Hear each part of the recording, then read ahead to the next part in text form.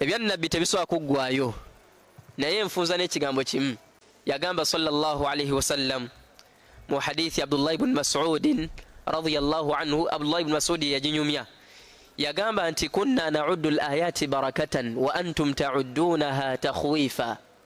Yagamba nti twatwalanga obubonero obulaga okubaayo kwa Allah subhanahu wa ta'ala nti mikisa. Yagamba nti wa antum ta'uddunaha takhwifa, naye olwali mubutwalira mu mbeera y'okuba nti bintu byantiisa.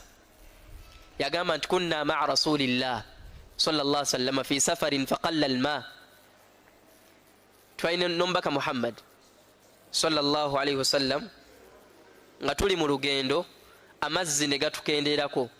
Faqala tlubu fadlatan min ma'in, natugamba sallallahu alaihi wasallam munonyezi mundetereyo ekyombo ky'amazzi kyetusobola okuteekamu amazzi. Gamba faja'u bi ina'in fihi ma'un qalilun, ne bamuleeterayo nga boolaba tugamba akabaketi nga kalimu amazzi nga matonotono.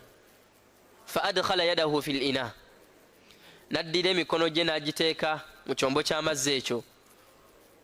Namala n'agamba nti hayya ala tahuri almubaraki walbarakatu min Allah. Hadithi eri mu sahihu al-Bukhari nga ne lafdhu jembo ya Bukhari ne Imam Muslim yagireeta. Yagamba nti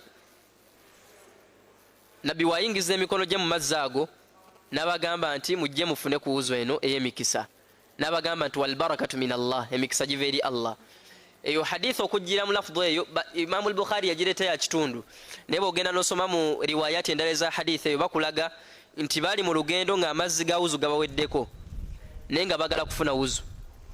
Amazzi ge bamuleetera nabbi sallallahu alayhi wasallam gaali matono nnyo weegati, naye n'ateekamu emikono gye n'agamba sahaba baali awo nti mujje mufune ku wuzu ey'emikisa.